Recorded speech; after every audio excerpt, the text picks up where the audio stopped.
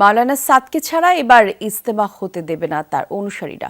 মাওলানা সাদকে আসতে অনুমতি দেওয়ার দাবি জানিয়েছেন তারা। সকালে কাকরাইল মসজিদ থেকে রওনা দেন সাদপন্থী হুজুররা। অন্তর্বর্তী সরকার প্রধান ডক্টর ইউনূসের সাথে দেখা করতে রাষ্ট্রীয় অতিথি ভবন যমুনার দিকে যেতে চাইলে পুলিশি বাধার মুখে পড়েন তারা। এ সময় রাস্তায় বসে পড়েন তারা। বলেন, ষড়যন্ত্র এবং বৈষম্যমূলক আচরণ করে তাদের মুরব্বীকে আসতে দিচ্ছেন একটি পক্ষ। এবার সেই অবস্থার পরিবর্তন চান তারা, আর এজন্য মাওলানা সাদকে ভিসা দেওয়ার দাবি জানান তারা। জনসাধারণ কি করবে এটার দায়িত্ব আমরা নিতে পারবো না, এটার দায়িত্ব কিন্তু প্রশাসনকে নিতে হবে,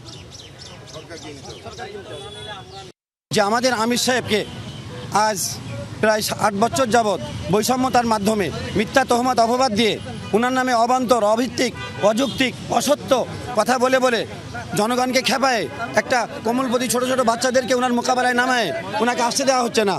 আমরা চাই যে আমাদের আমির সাহেবের নামে যে নিষেধাজ্ঞা দিয়ে উনার ভিসা বন্ধ করে রাখা হয়েছে, ভিসা দিয়ে দেওয়া হোক।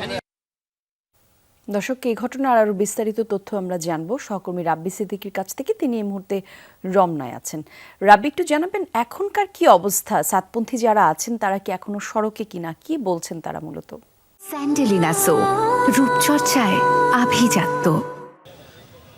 কলি, আপনি জানেন যে আসলে গত কয়েকদিন ধরে কিন্তু এই ইজতেমার প্রথম পর্ব, সেই সঙ্গে মাওলানা সাদকে দেশে আসতে দেয়া এবং দেশে আসতে দেয়া হবে না, এই যে নানানমুখী বক্তব্য, সেই বক্তব্যের আমরা শুনছিলাম।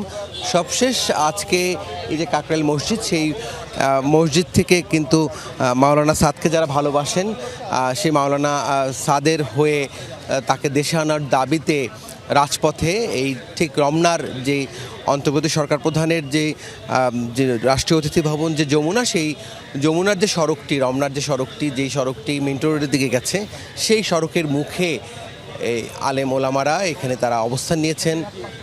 হ্যাঁ, তাদের একটাই দাবি যে মাওলানা সাদকে দেশে আসতে দিতে হবে, ভিসা দিতে হবে, এবং বৈষম্যের শিকার হচ্ছেন তারা। গত কয়েক বছর ধরে মাওলানা সাদ সাহেবকে ছাড়া তারা ইজতেমা করছেন, যেটি তারা কোনোভাবেই মানতে পারছেন না, এবং সেই কথাই কিন্তু তারা বারবার বলছেন। এবং সবশেষ যে তথ্য, এখানে আইনশৃঙ্খলা বাহিনীর সদস্যরা তাদেরকে আটকে দিয়েছেন এবং তাদের হয়ে একটি প্রতিনিধি দল অন্তর্বর্তী সরকারের উপদেষ্টাদের সাথে কথা বলার জন্য তারা যাবেন। আপনার সবশেষ সিদ্ধান্ত কি? আপনারা এখন আমরা ইনশাল্লাহ প্রধান উপদেষ্টার পক্ষ থেকে আমন্ত্রণ পেয়েছি। আমরা অল্প সময়ের ভিতরে 10 জনের একটা জামাত আমরা যাব মাওলানা সাদ সাহেব, হযরতজি মাওলানা সাদ সাহেব, যিনি বিশ্ব তাবলীগের আমির, ওনাকে আনার জন্য সিদ্ধান্ত নেওয়ার জন্য আমরা যেতেছি। কেন এই যে গত 7 বছর 8 বছর পর্যন্ত আমাদের উপরে অনেক জুলুম অত্যাচার করা হয়েছে, আমাদের আমিরের নামে মিথ্যা তহমত অপবাদ দিয়ে, অসত্যি, অযৌক্তিক, অনৈতিক এরকম মিথ্যা তহমত দিয়ে ওনাকে বাংলাদেশ থেকে দূরে রাখা হয়েছে। আমরা এই অবস্থাতে আর কোনো অবস্থাতে মানতে রাজি না। আমরা যে কোনো অবস্থাতে, আমাদের 5 দিনের জোর আছে, 20 থেকে নিয়ে 25 তারিখ পর্যন্ত এ জায়গাও চাই এবং বিশ্ব ইজতেমাতে আমরা ওনাকে চাই। ওনার ব্যাপারে কোনো প্রকারের বাধা বিপত্তি আমরা আর মানতে রাজি না। আমরা ভদ্র চিত্রে এটা বলতে চাই, আমরা যদিও ভদ্র এখন, কিন্তু আমরা আগে কেউ ভদ্র ছিলাম না। আমরা বিভিন্ন পরিবার থেকে বাংলাদেশের নাগরিকই ছিলাম। এখন আমরা ভদ্র হয়েছি, আমাদের এই শরিয়াতের বিধানে আমাদেরকে ভদ্র করে রাখছে।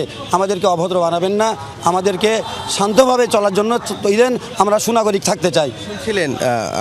শুনছি তাদের বক্তব্য যে আসলে তারা চাইছেন তাদের যে হুজুর তাকে এই বাংলাদেশে আসতে দিতে হবে এবং তবলিগ জামাতে অংশ নেওয়ার সুযোগ করে দিতে হবে। এজন্য তারা সরকার প্রধান, বিশেষ করে উপদেষ্টাদের সাথে তারা কথা বলবেন, দেখা করবেন, এবং সেই অনুমতি তারা পেয়েছেন। 10 সদস্যের প্রতিনিধি দল আর একটু পরেই রাষ্ট্রীয় অতিথি ভবন যমুনায় যাবেন এবং সেই রকম প্রস্তুতি কিন্তু এখানে আছে। এর মধ্যে এই সড়কে কিন্তু অবস্থান নিয়েছেন, বসে গেছেন হুজুররা, এবং তারা তাদের যে বক্তব্য, দাবি দেওয়া, সেই দাবি দেওয়াগুলো তারা বলছেন। মূলত কলিয়ে একটা কথাই এখানে কয়েকদিন ধরেই খুব জোরালোভাবেই মাওলানা সাদের যারা অনুসারী আছেন তারা বারবার বলছেন যে আসলে তারা বৈষম্যের শিকার।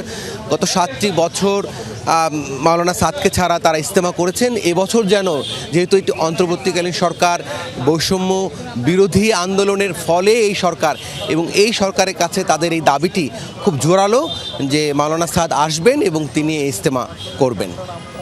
ধন্যবাদ আপনাকে রাব্বি।